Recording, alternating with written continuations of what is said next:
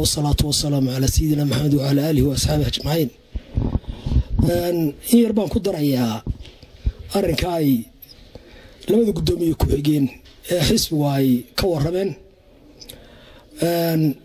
waxaan ka mid ahay xubnaha wasiirada iyo mas'uuliyiinta kale ee xukuumadda ka tirsanaa ee shalay mooyo doraato iska casilay xilalkii xukuumadda ay hayeen waxaan ka mid ahay guddida fulinta ee xisbiga waxyaalahaanu uga fadhiisanay shaqada maalintii dhaweydna kolley BBC-da inta waan waraysi yeelatay waan ka sheegay waxay ahayd madaxweynaha oo dhowr jeer yiri dhaxbaan ka ahay tartanka xisbiga inta badan ee hore muddo badan oo hore oo inta ka horeysayna uu kalidii muujin jiray dareenka inuu murashax yahay oo aanu anagu murashaxnimadiisa taageersanayn markan dambana dhexdhexaadnimadiisa soo dhaweynay dhawaaqan dambe iyo arrinkan dambe iyo warkan dambe ee madaxweynuhu sugan ee xaqiiqda ah ee ah inuu wasiiradii qaar ku amray inuu muuse ay la dhisaan ayaa horta waxay noogu muuqatay kol haddii madaxweynuhu dhinacyadii xisbigiisa ahay ee odayga uu ahaa ee uu hore dhowrka goor u sheegay inuu dhex u yahay tartankooda kolba kii soo baxana hambalyeynayo taasoo dan u ahayd run ahaantii xisbiga israaciisa dambe kol hadduu madaxweynuhu taa ka wareegay annagii oo la gola ah oo de golihii xukuumadda la ah aragtidiisaa ka duwan kuma shaqayn karayno intaanu golaha xukuumadda nay waxay noqonaysaa inaynu maami madaxweynaha amarkiisa raacno mas-uuliyiin badan baa dee dabayshu halkay u dhacayso subaxii eego oo madaxweynuhu talow halkeeba laab jecel yahay eego oo aan kuba dhacaynin dee wax isaga ka soo horjeeda inuu yidhaahdo kii ka soo horjeestay dee caqligiisa cabiraana dee lama wada shaqaynayo dee confrontation baa dhacaya anagu madaxweyne waanu u hawl yarayn confrontationkii iman lahaa ayaanu ugu hawl yaraynaanu ciddu doono ee sidaa ugu shaqaynaysa laabtiisa akhriyaysa ha timaada meesha idinku haddaydan laabtiisa ku shaqayn karayn uga baxa horta saasaan uga baxan inta tayga soo guranaysa inta dee intaasuu sanooda hoos fadhida raajicinaysayna dee waa laga warqabaa aragtida ummaddu ka kala bixisay ee kala jaadka arrintaana waa qof iyo garaadkii baan u daayey taana haddaan intaa ku dhaafo aan u soo noqdo taladii xisbiga talada xisbiga hawl maalmeedkiisa waxaa leh guddiga fulinta xisbiga xeerkii xisbigu halkanuu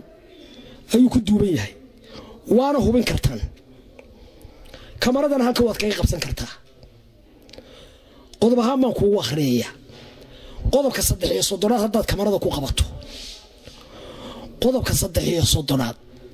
mas-uuliyadda iyo awoodaha guddiga fulinta ayaa ku qoran mas-uuliyadaha iyo awoodaha guddiga fulinta haddii aan hoos u sii raacaan akhriyo wuxuu leeyahay marka laga reebo awoodaha dastuurkan xeer hoosaadka golaha dhexe iyo go'aamada golaha dhexe siinayaan guddiga fulintu waxay leedahay awoodahan soo socda waxay soo diyaarisaa miisaaniyadda xisbiga waxay soo diyaarisaa miisaaniyadda xisbiga waxay meel marisaa go'aamada shirweynaha xisbiga iyo kuwa golaha dhexe waxay soo diyaarisaa waxqabadka iyo kaabidda dastuurka iyo xeer hoosaadka golaha dhexe ee xisbiga waxay ansixisaa habxisaabeedka xisbiga waxay socodsiisaa hawl maalmeedka golaha dhexe qodobkan ku hakanay waa qodobkan waxay socodsiisaa hawl maalmeedka golaha dhexe ilaah baan idinku dhaariyey saxaafadii dadka warka siinaysay baa tiinay ilaa intii xisbigaasi talada la wareegay miyaa maqasheen ilaa intii gudoomiye Muuse Biixi gudoomiyenimada ama ku meel gaar ha u hayo ama rasmiba ha u hayay intee maqasheen guddi fulineed baa shirtay haddii laga tagi waayo 2-3 maalmood oo guriga madaxweyne ku-xigeenka la fadhiistay oo aanu qabanqaabadii shirweynaha isku haynay oo maantaba dagaalkaasi maalinta aan taagnaa ayaanu shiray markay arkeen in lagaga awood weeyena waxaan baartay awoodii uu la guur horta golihii lahaa shirka xisbigu waa ka wuxuu u arkaa in golahaasi ka awood badan yahay dabeedna muuse wuxuu noqday hogaankii xisbigana isagaa noqday guddigii fulintana isagaa noqday qabanqaabadiina isagaa noqday musharaxii madaxweynahana isagaa noqday siirwalihiina isagaa ah intaasoo dhan aan isku darsado halkeebay dee ka dheesha taanu dibadda ugu soo baxnay waxa weeye inaanu taa cabiro oo aanu ummadda u sheegno oo aanu taageerayaasha xisbiga u sheegno war xisbiga haddii dantiisa la doonayo 4 qodob oo aanu ka soo saaray shir maalin aanu islaahayn ku qabta hudheel Mansoor oo nalaga qabtay nalaga xidhay ee aanu la soo wareegnay hotel Guuleed bayaankii halka aanu ka yeedhinay 4 qodob ee conclusion-ka u ahaa ee ahayd halii la doonayo xisbigaas inuu sii raaco haddii la doonayo xisbigaas inuu heshiis kaga baxo shirka haddii la doonayo xisbigaasi cidda ku guuleysata musharaxnimada inuu dadaalkiisa dambe iyo guushiisa dambe raadiyo oo uu xisbiyada kale kula tartamo haddii la doonayo 4 qodob hal la qaato 4taas waxa ahaayeen hawlaha socda ee shirka la xiriira ee dhinaca guri wato hal hakiyo guddi dhex ah oo waxa hore u qabsoomay iyo waxa harayba isla eegta ee xisbigu u baahan yahay oo heshiis lagu wada yahay hal la qabto aaraada iyo aragtiyaha iyaan la isku colaadsan oo aan campaign kana cunfi laga dhigin ee si nadiif ah ha ahaado kolba kii soo baxana ha lagu gacan qaado 4 qodob baan soo saaray ma danta xisbigaan wadna ma duuntaanka xisbigaan wadna ma tu qaran baan wadna waxaan leeyahay ninka inta diidare laga laayay ayaa dumintii xisbiga wada waxaan annaga noo muuqata in maanta xisbigii kulmiye uu taagan yahay albaabkii uu xisbigii udub ku burburay markii